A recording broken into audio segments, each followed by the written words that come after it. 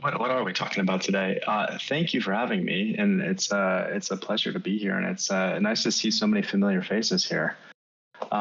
So this is going to be pretty free form. I just want to, I guess, share a little bit about what I'm doing. Any questions at all, happy to answer.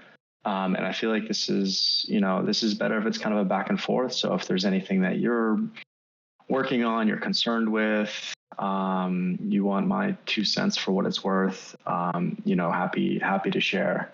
How does that sound? Does that make sense? I think 90 minutes is going to go by pretty quick. That's perfect. Okay, cool. So I guess we'll start with, I guess most of the questions I get, and just looking at the room here, I know many of you are quite well along in your Web3 careers here. So forgive me if this is like a step back for anybody, but I think a lot of the questions I get off the bat are, how do you get started? What do you do? How do you find collectors? Kind of how do you begin to kind of digest this Twitter thing, because it's all Twitter. And Instagram is lovely for showing people that there are other people that are interested in your work, and signaling is always really important, especially when people are dealing with such limited information like they are here, which is kind of another thing to keep in mind. But how do you get started? How do you find a community? How do you get going? How do you start kind of building momentum? Because for the most part, it's not so much about the art. I love the art. I think we all do. But success in the space, as you probably have noticed, is not necessarily about the quality of work. It's much more about the quality of the community that you build, the relationships you collect and curate, and I think just kind of being cognizant of that is very helpful, just to make good decisions. And it's not that the broad space doesn't really care about the art. It's just more that most people in the space that are collectors are relatively new to art, which is great. We've opened up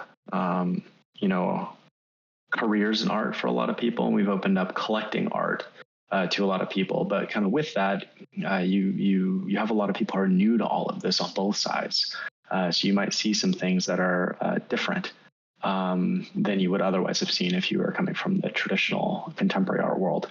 Especially on the collecting side, people are really kind of figuring out what their tastes are and what they like and so forth. So you'll see, obviously lots of JPEG animals and the monkey casino that we all have kind of as a sideshow while we're kind of going through this, which is another thing also that I've noticed. The whole space is very conflated. Everyone is together on crypto Twitter, right? So you have art, you have all the PFP people, you even have like the coin traders. So what happens is you'll see a lot of people spending money on JPEGs, and it's kind of like, oh, well, maybe they'll spend money on art, and it's typically not the case. Typically, people that collect the collectibles are collectible collectors. A lot of people that used to collect baseball cards, shoes, etc., and a lot of them haven't come over to art. So in terms of getting them to come over to art, it's really kind of on their own timeline. Some will, some won't. Many won't.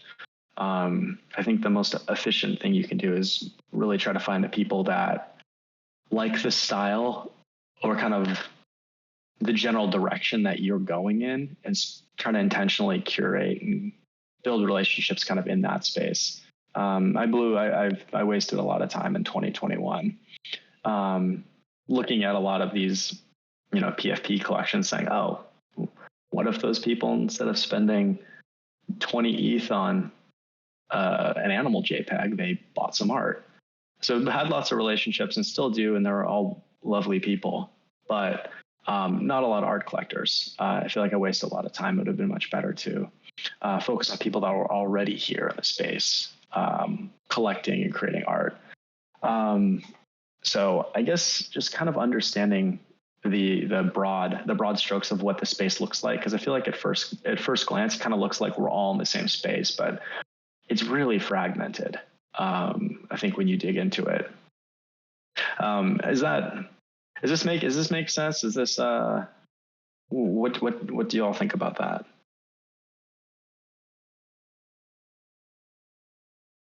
Totally makes sense. I'm going to turn on my camera because it's kind of weird talking at a wall of PFPs here. I need something moving.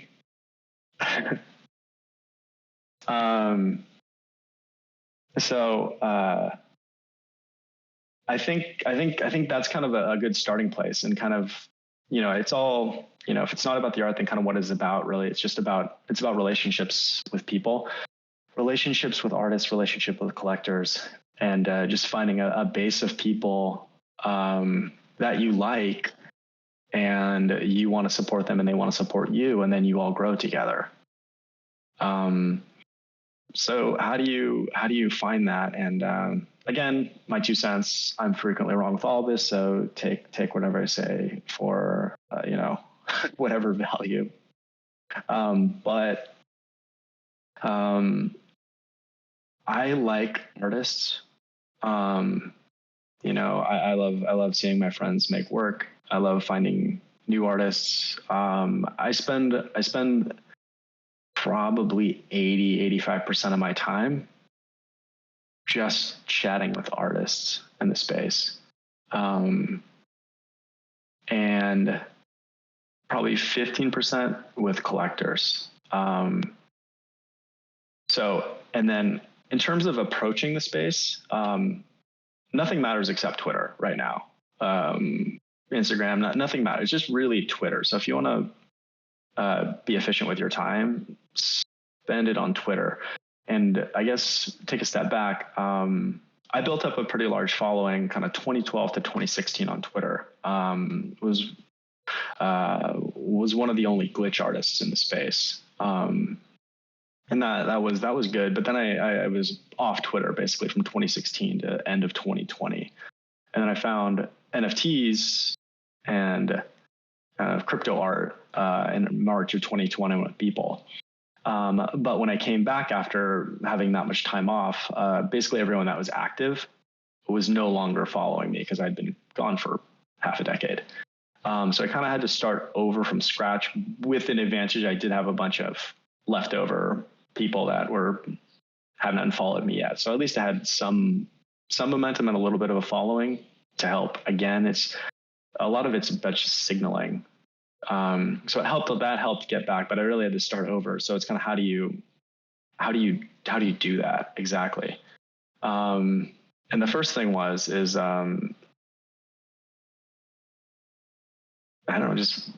relationships with other artists. You're all in this cohort together, but you're also kind of in a broader cohort with all the artists that are kind of coming up in the space right now. We're really early to all of this still. So all of you are relatively early adopters to digital art. I was talking with a gallerist just yesterday about how to get their contemporary artists into the space. But most people in the outside world have not put their foot in this, especially artists. So I think meeting people now and building relationships is going to be really, really important. But that being the case, I spend a lot of time just looking at what other people are doing. I like commenting on what other people are doing. Liking is nice, but liking doesn't really do a whole lot. I feel like you don't really notice who likes your work unless it's the first or second like. You don't really start any conversations, which no conversations, no relationships. So I really like commenting on people's work because at least it gives the opportunity to kind of start a dialogue. And everybody also notices when you comment too, which in turn invites comments back to you when you do your work. And that's kind of the reciprocal nature of how it works. I think retweets are good in, I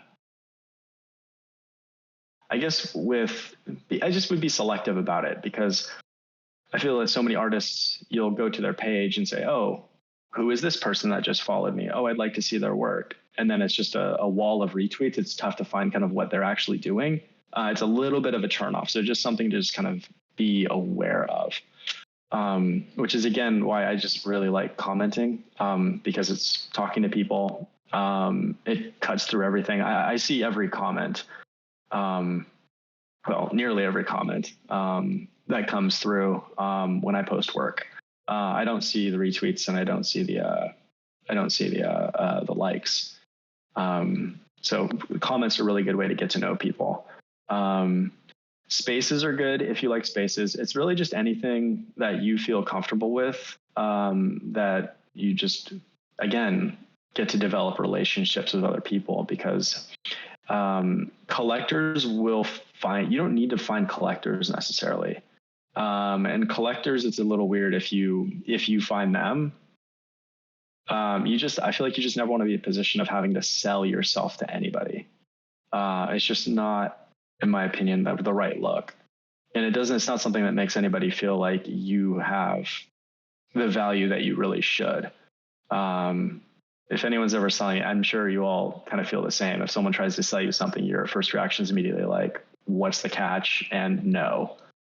So you really want people to find you, and people will find you, because collectors follow artists, and most collectors are looking at the artists that they like to see who those artists like. So at the base level, it really all comes down to your relationship with other artists to find some success and achieve some degree of stickiness and momentum in the space. Plus, it's nice. It's nice chatting with other artists. It's far better than, I guess, most people's social media experience. So that's my 2 cents on it. So I spend the majority of my time just chatting with artists. I don't have any intention of selling my work to other artists. It's literally just having fun chatting art and sharing each other's work. But I feel like for me, it's been the critical element in finding some momentum here. And then the collectors follow you through that. So 85% making friends and just building up an artist community. I'd say probably 10-15% of my time I will spend on collectors. And now it's just a lot of chatting and friend stuff with collectors. Earlier on, getting started, it was very specifically trying to get to know a handful of people that I'd identified as kind of glitch, which is, I guess the aesthetic that I fall under mostly. Collectors that were collecting work that it felt like maybe there might be a fit. But you can't just, I don't know, you can do whatever you want, but I've never sent anyone a DM saying, check this out. I've definitely never sent anyone a DM saying this is for sale. I have a zero shill in DM track record going back my entire career. And people seem to appreciate that. And I think everyone kind of sees through all the different kind of variations of that. I think if you send someone a piece of work and you're like, what do you think of this? I think it would count as a shill. I mean, that's probably typically the intention if you do that. So I would just be very, very careful with what you send to collectors, because again, it's much more about building relationships with people.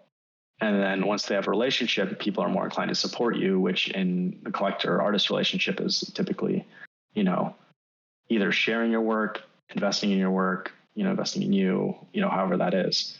So I guess the way I went around finding collectors is I'd say, okay, this is a collector that might be interested in my work. So I typically would throw them on notification. So I'd kind of see what they were talking about. And then if they said something that was worthwhile to start a conversation over, maybe take a few minutes and put together the most intelligent response I could to whatever they said. And that's it, and then let it go for a little bit. And then if they say something interesting a week later or the week after, maybe respond to that. It's really just like, I think it all just comes down to tact and just really just taking your time to kind of be intentional, thoughtful in your responses. And, over time, I mean, typically it's like you have to have a interaction with somebody 5 to 7 times is what I've heard before you start to begin to have a relationship.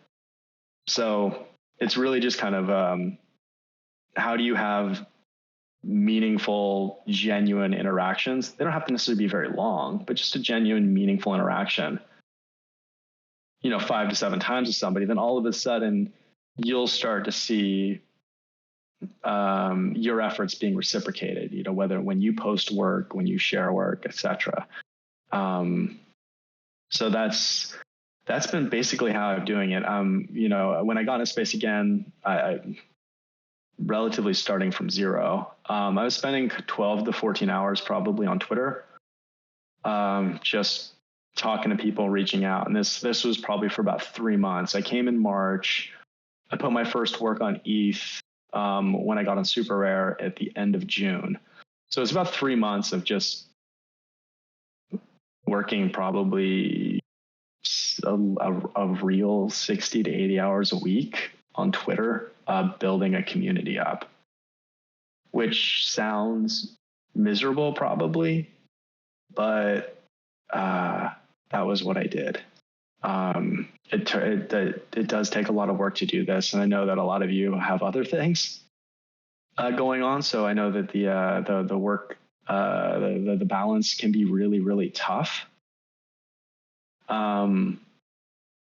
But I had a good advice from a playwright named David Mamet early on in my career, and his advice was he was talking about writing. He's a playwright, but he said if you want to be a writer,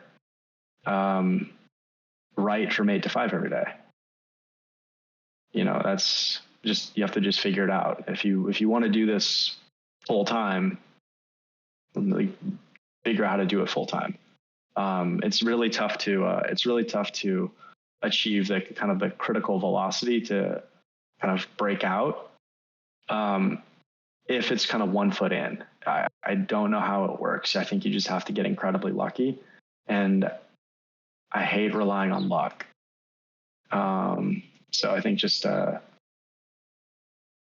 figure out what you can reconfigure to put in as much time as you possibly can into just building up your relationships and so forth, in addition to your art, which is really, I know it's a really, really tricky balance and it's a big ask, but it's just, it is what it is, I think. Let's see what else. I wouldn't expect anything from platforms. Platforms are useless. As a super artist, Super does really nothing for you as an artist. I know a lot of people want to be on Super Rare. Maybe a few less than, prior to the manifold explosion, but the expectation that getting on a Super Rare is going to change anything is I think pretty unfounded. There's no discovery with platforms. There's no way for any collector to go on Super Rare, for example, and find, say, Christian's work, right? Like you would have to direct them from your Twitter to your platform for them to find your work. So again, it all comes back to Twitter. So platforms don't help. So it's really just all about you building out your platform as an artist on Twitter. Plus, I'm a big fan of Manifold as well. But again, everything just comes from you and your social media platform. So there's some tools that I like. Let's see if I can share it.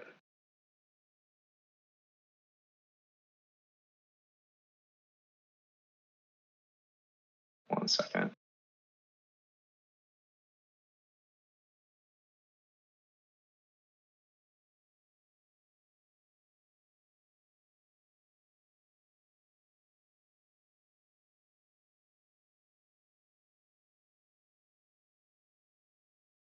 Can you see my screen?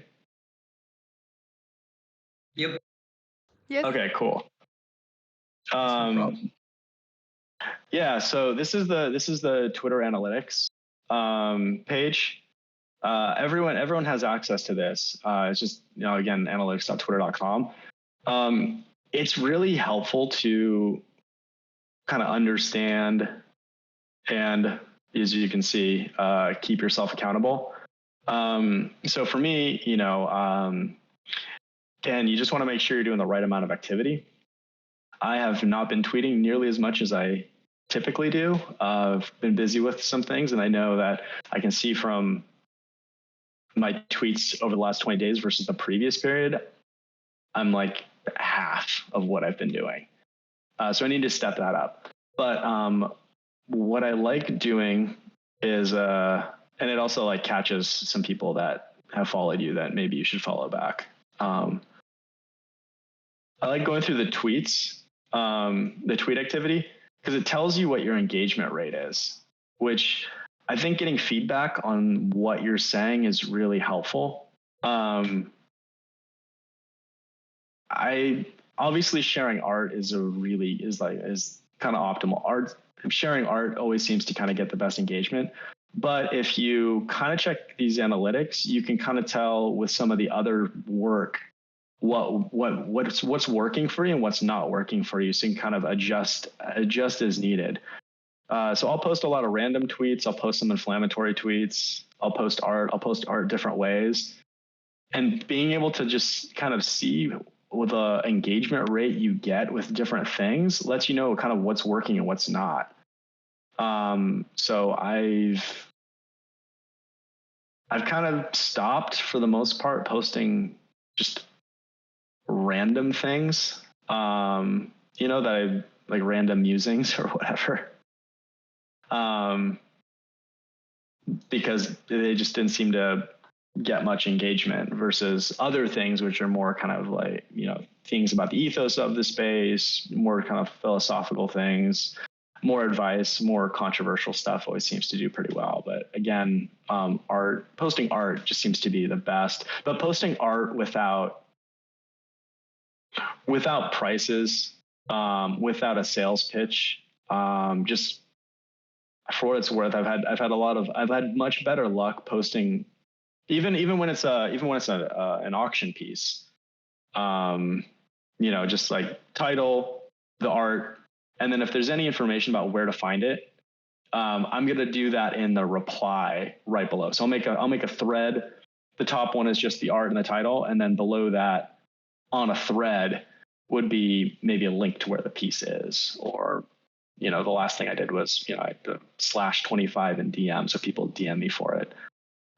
It's just, I feel like you end up limiting how much people want to share your work, which is critical if you put a price on it, because then people feel like, hey, this is a sale. It's a sales thing. I'm selling someone's art versus sharing art, which I think is a pretty big difference in how people see it. So if when you share your art, you don't have any prices, edition sizes, or anything like that, initially people will, I think, be more inclined to spread it around, which is good, because none of this, I don't know. I kind of think about all this like, it's nice to make a living doing this, but we're so kind of early to this, and the amount of people that have come over to collect is so low right now.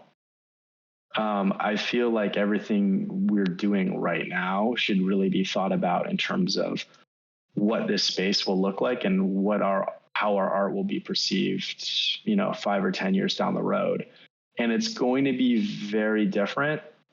which may or may not concern you, but I think that a lot of the random gamified burn skull balloon meme stuff is just not going to age particularly well. That has a time and a place, and that's at this moment with our current group. But keep going with just art, and I think you'll be rewarded over time much more than leaning into whatever this nonsense is that's selling right now. My 2 cents. So here. And then, oh wait, let's one more page. Okay, so I think not everyone has access to this yet, but if you have access to this is great.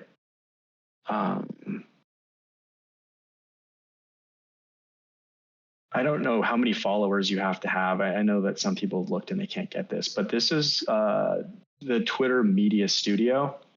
So if you have access to this, it's really good. Number one, it saves everything you've posted forever, which is good. So it's easy to go back and find art. But there's a tab called Insights with your audience, which is broken right now, apparently. I'm sure someone can DM Elon about this. But usually this Insights page will have when your people are watching, and it'll tell you when you have your highest engagement during the week, when you have your lowest engagement. And it's kind of a gradient. And then from that, I've learned that the most people I have for my specific audience are online and paying attention kind of 10 a.m. to 2 p.m. Los Angeles time, Monday through Thursday, which is good because if I ever have something that I really want to share, whether that's a new piece for sale or a particularly like a tweet that I just want to get seen more than other tweets, I will save it and I will wait until usually 10 a.m. Monday through Thursday before I share it. I've made plenty of mistakes by having auctions end on weekends, which does not work out really well. Most people in the space, collectors, are, I feel like, more at their computer during the work week than on the weekend. So I've definitely lost quite a few bids people have told me about because they were just gone on the weekend when an auction was ending. So if you're triggering an auction or if you're putting something out there, I just wouldn't put any material out on a weekend for what it's worth. So hopefully that's helpful. So I'm just kind of sharing kind of my approach to all this. Do you have any questions? Anything you're concerned about? What are you all trying to do? Would love to just open this up to see what it is that you want to talk about. Hi, I'll ask a question. Can you hear me okay? I'm looking for which microphone is open. I'm Danielle. Oh, hey, Danielle. Oh, there we are. Okay, see you. How are you? I'm really well. Good to see you. So many good tips. I was like scribbling away on my notebook.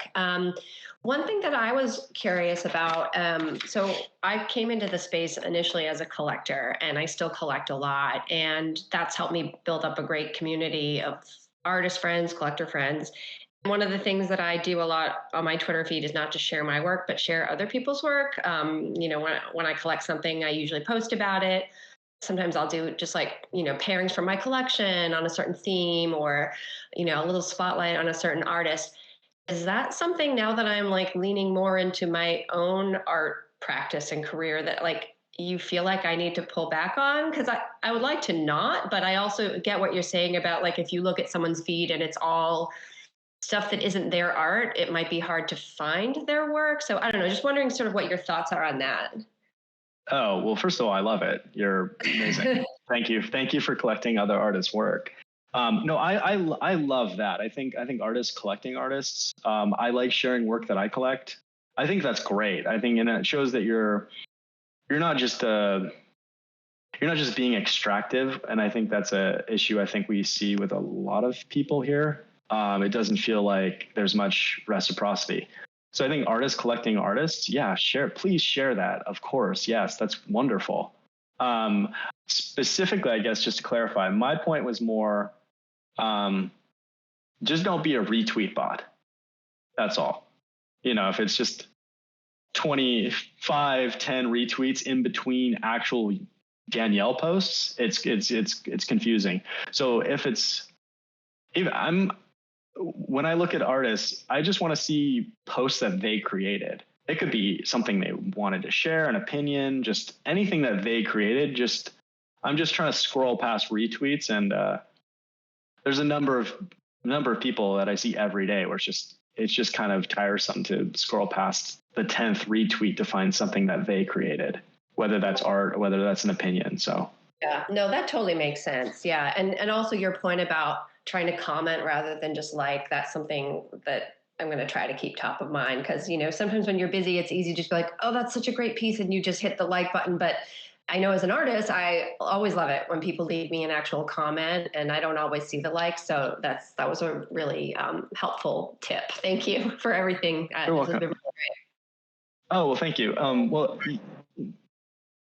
It's the person behind my camera, I think, unmuted for a second.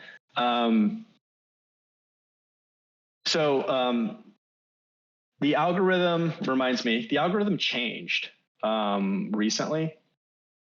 What I read, and I think this seems to be true from looking at my numbers, the algorithm cares less about retweets and much more about comments on your posts in terms of what gets prioritized and fed to other people. Because not all your followers will see everything you write. Twitter will algorithmically decide what you create and who to serve it to. And one of the key metrics for that is comments now. It used to be retweets and likes. Now it's much more heavily weighted towards comments. So I haven't really figured out how to genuinely embrace this yet, but really anything you can do to start dialogues, encourage comments, with your posts, you're going to have a good return on who sees your post.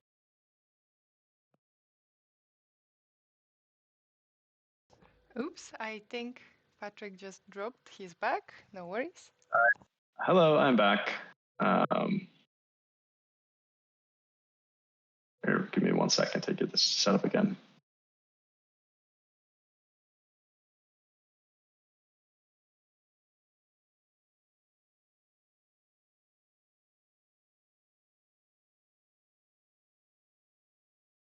All right, can you hear me? Yes. Okay. So anything talking comments, anything to encourage comments on your post. So I'm still trying to figure this out because this is within the last 2 weeks this changed. So what do you think? Any open-ended questions, anything that kind of triggers debate or discussion or comments is really helpful for expanding your reach. I personally, I feel like a lot of people want to just talk with artists too. And I'm sure you've all seen this as well. Or people say, hey, this beautiful piece to one of your works. I've made it a point to actually reply to everyone who comments on my work. Because I feel if someone says something, it's nice to say something back. But B, I think people just want to engage artists and have kind of that relationship. I think you hamstring your ability to develop a relationship with someone if you just like what they say. They reach out to you and take the time to say hey, Anna Maria, I loved your poem. And it's just or you just say, thank you. It's so different. Because you notice them, they feel noticed. They are also then feeling more encouraged to continue to engage with you. I was on a thread the other day because I keep my DMs open. So I let anyone DM me and I will respond to every DM, which can be a lot, but I feel like it's worth it. But you just hear a lot about artists who become inaccessible and they just kind of play the cool card and don't talk to anybody. And it's not really, I don't know. I don't think that's necessarily the right way to go about doing it. I think it's, we're in a community. Our entire existence as artists is based on building a community in this space. I feel like you just have to kind of just do the extra work to help encourage that, whether that's responding to people that reach out to you, replying to people that comment on your work. It's just doing that work, I think, helps kind of reinforce a lot of really good relationships and behavior from people that are engaging with you. So I hope that's helpful. Hello, may I ask a question? Of course. So I want to, hello, my name is Irina, and I want to hear your opinion and also opinion maybe from other artists. So I am an artist, and for me, I find very difficult to interact with many people at once and during some short amount of time, during the day maybe, and every day actually, because I don't know how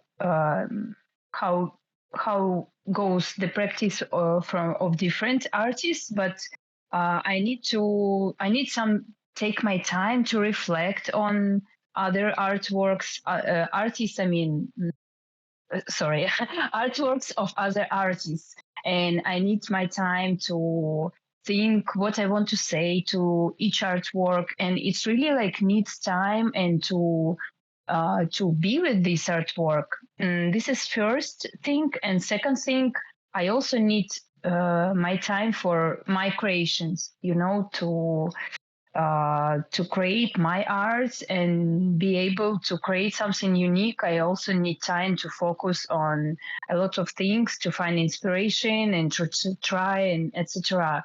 So I really feel sometimes stuck in between these two worlds, like my world of creation and this social media world, like Twitter world, where I really have so many beautiful artists friends and I want to connect with all of them, but sometimes there are so many messages, there are so many artworks, so many comments, and to write something deep, it's so hard sometimes.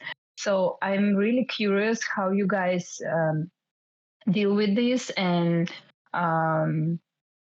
it's for me it feels like, Patrick, you found your balance and you are so confident in your way of engagement and your way of how you deal with your Twitter. So yeah, I want to know your experience and maybe other artists as well. Thank you. No, thank you. It's a tricky balance. We obviously have to be making our work, and everything is at the expense of something else. And there's obviously not enough time for us to do everything we want to do. So trade-offs, which is why I think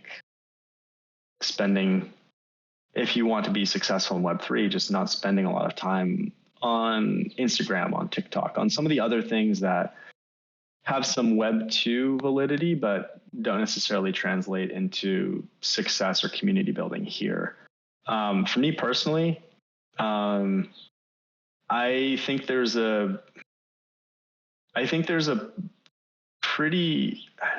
diminishing returns to the amount of time you spend writing out comments on people's work. I think it's really nice, and it always feels very good to get a very thoughtful response to something that you write or post. But maybe just do that very selectively. I think for the most part, people just want to see that you took the extra step and shared that you like something, so that shows up on your feed as well as their feed, right? So I think that's kind of, for me, I feel like that's kind of the magic, that's kind of the sweet spot for engaging people effectively. Just like, beautiful work, love this, beautiful work, maybe a couple fire emojis or something. Just it doesn't have to be necessarily that deep. I think people just appreciate the fact that you commented on the work, and then which in turn puts that work on your feed for other people to see who are following you. So yeah, I think there's not enough time in the day to put together very deep responses to everything you see. I think if there's something particularly moving, sure, of course. I even abbreviate a lot of people's names, which I think is kind of fun, but also it saves a lot of time, because I'm trying to kind of engage as efficiently as I can, because like you said, I mean, it all comes at the expense of time spent doing other things.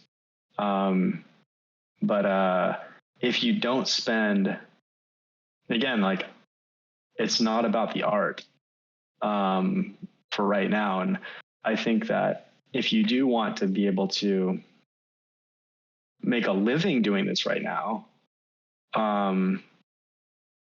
you're going to be doing Twitter as basically a full-time job. I probably spend 3 hours a day on Twitter now, for what it's worth. I'm kind of constantly clearing notifications throughout the day. But it just doesn't work unless you're putting time into this. People will not find your art if you are not present. So it doesn't really matter how good your art is, if you are not part of the community. And at that point, you're really just leaving your art and your artistic legacy up to some random curator in the distant future, years after you haven't made a living making art, finding you and saying, wow, we missed this person, let's have a retrospective, which just feels like such a low percentage shot. So I feel like you just have to prioritize being present in the community very highly to make this work as an artist. Otherwise, I feel like you're kind of throwing art into the void, which may be beautiful art, but if there's no one there to see it, did you make it?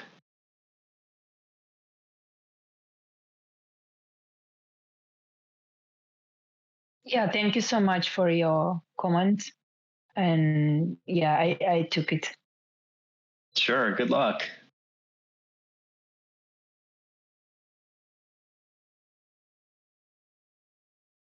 The other thing too is I think just coming up with kind of a regular, consistent social media content approach. Some days I feel like I'll come up with 5 things to say, and other days I'll go 3 days without coming up with anything that I feel is worth sharing on Twitter. It may not look like it, but I do try to say things that are kind of interesting. That's kind of the goal. I'm trying not to just fill up. I don't really I try to avoid GMs altogether. I haven't GM'd in months now, intentionally. I'm trying to just put out, content I feel good about, whether that's writing or not, or art. So I'll keep a notepad. I have a note app on my phone, and if I come up with something, maybe it's a completed idea or not, I'll take notes on it, just so I have a bit of a reserve to draw from. And then if I come up with 2 good things in the span of 30 minutes, I will just save one for the next day. And then I'll typically tweet that between 10 and 2 because that's when most people see it. And the other thing is just making sure that every day you are going through your feed and you are, liking and commenting on people's things. I mean, just treat it like it's a job. Okay, you have to do your Twitter for, hours a day, especially when you're getting started. Just figure out how to fit that in your schedule and just do it. But when you're doing that, I feel like it's very easy to just waste time and be on Twitter for 2 hours and you've accomplished absolutely nothing. So just be really intentional about, okay, I'm going to go on, I'm going to go through my artist friends. I have a list of art friends, which makes it a lot easier. So if there's an artist that I like, I put them on a list. It's a private list. It's just for me, but it lets me find their work more easily, versus kind of just people that I thought were interesting and I've followed. And then there's the art list is the people that I've just really feel good about their work. And I want to miss, I don't want to miss what they're posting about. Let me pull up another thing here.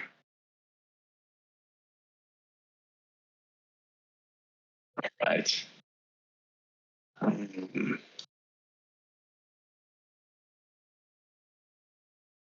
So here's another tool. I'm glad I didn't forget about this one because this is a really good one. So this is called TweetDeck.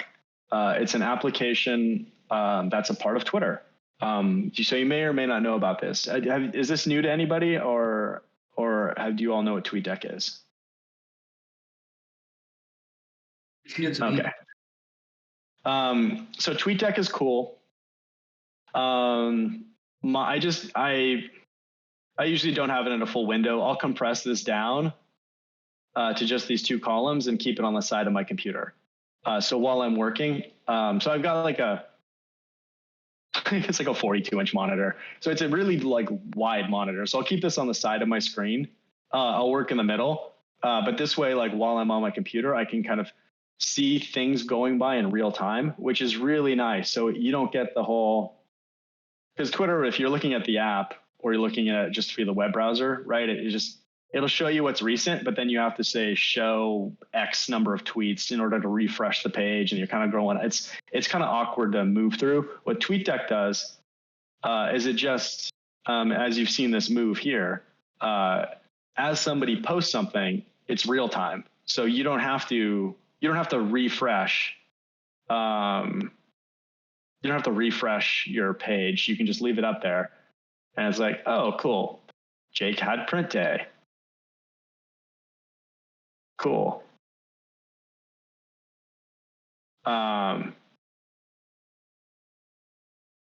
See, I mean, it makes it a lot easier to just, again, we're just trying to figure out how do you efficiently manage this, especially once you start having larger audiences and larger number of people that you're following, being efficient about it, and how do you get through this without leaving people behind, because that's one thing too, is, you'll find people, if you're not doing this in a really organized way, you'll see someone be like, I haven't talked with them in 4 months, and they used to be one of my best friends on Twitter, and that's kind of what you want to avoid. So with TweetDeck, I have my homepage. I filter out retweets.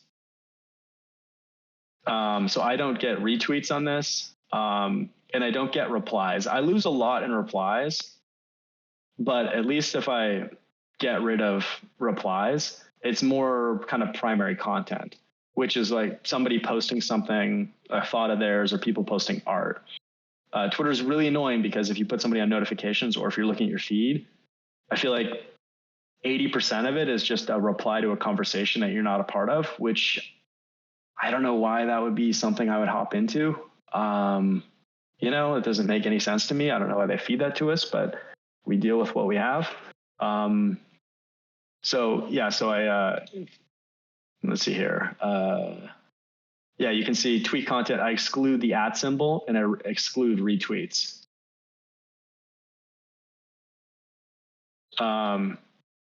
So it just makes it easier to go through and, you can at least just see what people are working on. So TweetDeck makes life a lot easier. So hopefully that's helpful too. I think it's just like getting familiar with the tools just so you can be as efficient and intentional about your social media stuff as possible, which, back to Arena's point, will free you up to actually make art, which obviously is kind of important in this whole thing too. So.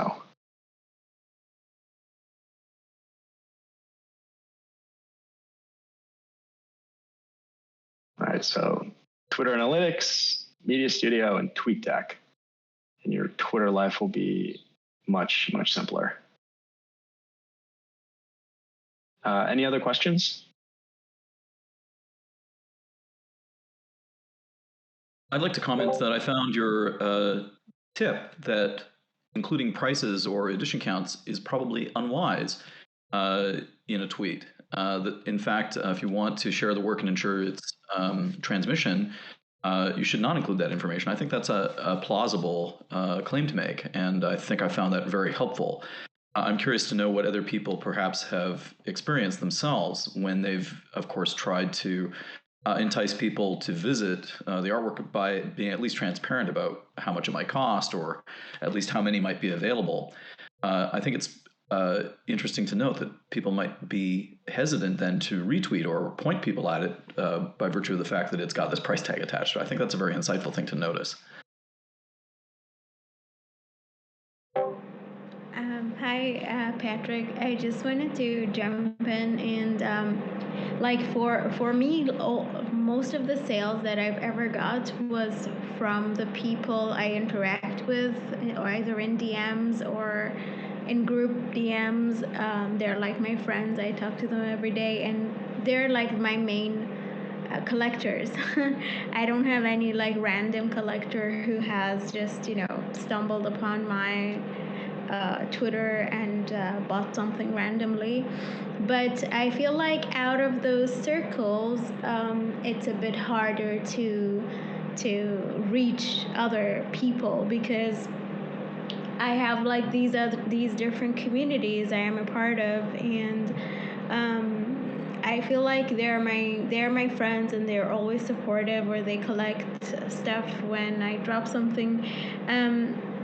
But I feel like there's like not much demand. I feel like it's really important to, when you want to put a workout or a collection, or if you want to do like even these open editions that's like something trending recently, I feel like it's when there is like no demand or like less demand. I feel like we should like see if there is a demand for this specific collection, and I've been trying different ways to understand if there is or not, but it's been a bit tough because I run another social Twitter account for another community, and I've been doing good with that, but a bit stuck on my own thing. And I feel like it's hard to get out of those circles if you want to have other collectors and other audience, because you're kind of always interacting with your same group of friends, and I feel like that's why the work maybe doesn't move to other audience. Thank you. I think there's a lot there. I think you bring up a couple really good points.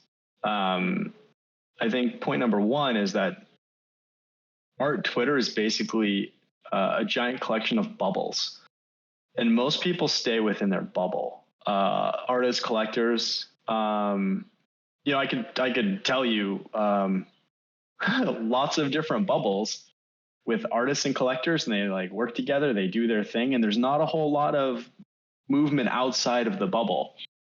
So it's very easy to find yourself inside of a bubble too, and it's have a situation exactly like what you described. It's very supportive. Everyone helps each other out, but there isn't a whole lot of crossover between other art groups within the space.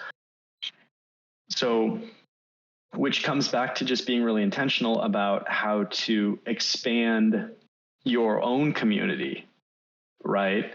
I've spent a lot of time on Super Rare's collector page, because I want to see who is buying what styles are people into, who's buying anything halfway adjacent to glitch, right? I want them on my radar. I want to know, and there's always new people too. People come, people leave. It's always good to kind of stay on top of this, but just know who's doing what, so you can kind of begin to start figuring out how to kind of break into their spheres. And people are, it's like high school all over again. I mean, there's all the clicks, and we see it every day. There's a million clicks in this space. So how do you break into different clicks? And I think for what I know, it just takes a while, and it takes some very intentional work with specific people to do it. You can't just do it with everybody. You'd run out of time, and we're all about time management here. But find some people who may be collecting art similar to yours and figure out how to meet them, how to get to know them. Go to the IRL events. IRL events are huge. It's your world will change tremendously if you can meet somebody in real life, because it's just very, very different when, say, you meet, Danielle in real life. It's a different relationship once you know somebody and they're not just pixels on Twitter. So NFT NYC, if you can go, just whatever you can do just to meet other art people in the space in real life, whether that's events in your community, whether you build. I mean, I started hosting events every Thursday in Los Angeles, just to bring the community together. And it's just very different, the level of support you get when you actually know someone in real life. I don't think we're ever going to have like a purely digital existence. I think it's always going to be a hybrid. And I just think that if you're not also doing the IRL side of Web3, you may not be doing as well as you can. And I know it's hard, and I know it's different for a lot of people, and everyone has different circumstances, but it's really important. And if it only requires a slight push out of your comfort zone to start doing it, I would figure out how to get that push. And the other thing is about demand. You are all in control of your demand.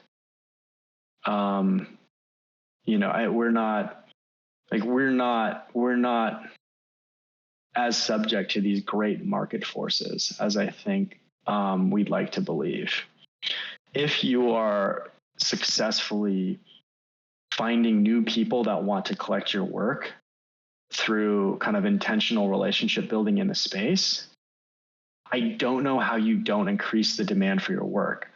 If you find somebody new who wants your thing, even if they don't buy it that day, you have one person that has their eye on you and will, buy, bid, engage with you in the future. I mean, you make your own demand.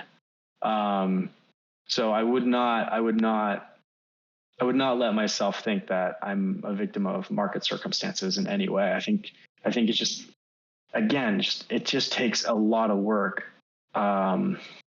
So I don't know, if you want to do this, and if you want to do this well, you just have to figure out how to put in a bunch of time to doing it. And I think you'll be rewarded. But it, again, is not a 1 foot in, 1 foot out thing. You really have to commit to kind of take the leap of faith and just really put in the time. And I think you'll see the results. I mean, we have Anna Maria in the room here. Her travel schedule is legendary, and she has met so many people and talked to so many people about her work in verse everybody knows who she is. I've seen her in LA. I've seen her in New York. I've seen her around the world, and look what's happened. All of a sudden, poetry is a thing for the first time in 150 years. I blame Sasha, Anna Maria, and Kaylin for that. So you make your own demand, and I think you just really have to put in the work to do it. But at least just have faith that it will work out.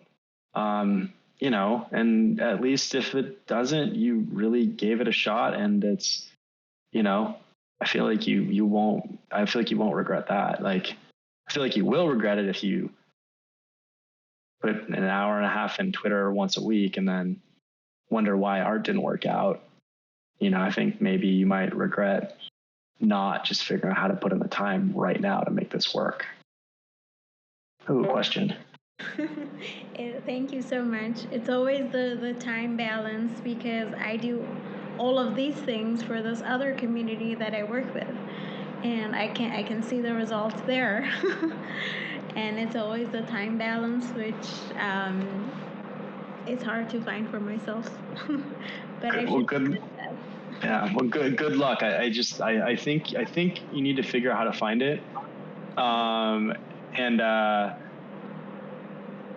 I hope you can. And there's a question here from C. Padron about, do you think it's mandatory to speak in spaces to make yourself known? So I have participated in maybe 7 spaces in the last year, all in all. And I think I've randomly hopped in 2 spaces, and I think I've been invited to speak in 5 or so. No, I don't think it is. I think some people like spaces and do well. I think again, if spaces help you build relationships, that's good.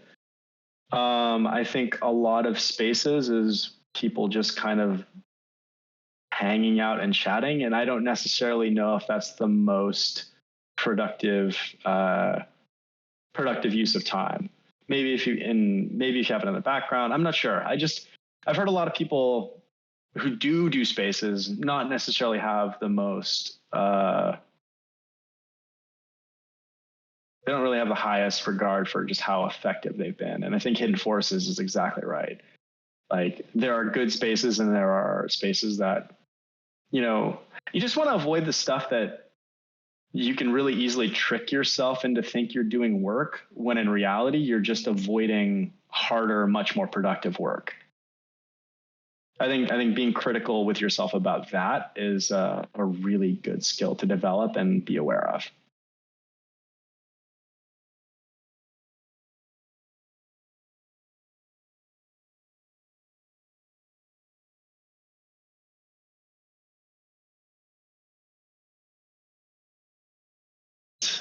Do we have any other questions?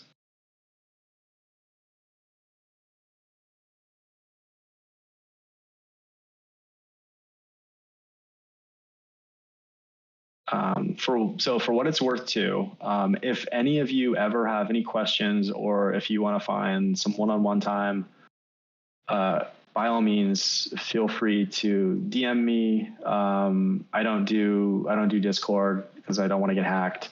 But DM me on Twitter. And happy to help you if you have a project, if you like whatever it is, feel free to reach out. I'm more than happy to help. I want to see you all do really well. And I think you all taking a step to go through the VCA program, I think is a big step, and I think demonstrates a lot of your commitment to this. And I want to be supportive. So I want to congratulate you all for being a part of this. And it means a lot that you all showed up for this. So I appreciate you all coming. Patrick, we're really grateful for it. Cheers. Yeah, thank you. Any last questions, or have we reached the conclusion here? Thank you so much for your experience, for sharing it. Thank you. You're welcome. All right. Well, thank you all. Yeah, it's been a pleasure. Good luck with it all. And again, seriously, reach out whenever. Happy to help. So. Thank you so much, Patrick. This was Yeah. Thank you awesome. so much. Okay, Yeah, awesome. we're very Well, good, enjoy. Patrick. It was a pleasure to meet you. Thank Really you. wonderful. Thanks a Cool. lot. Yeah, nice chatting with y'all too. All right, everybody. Adios. Bye.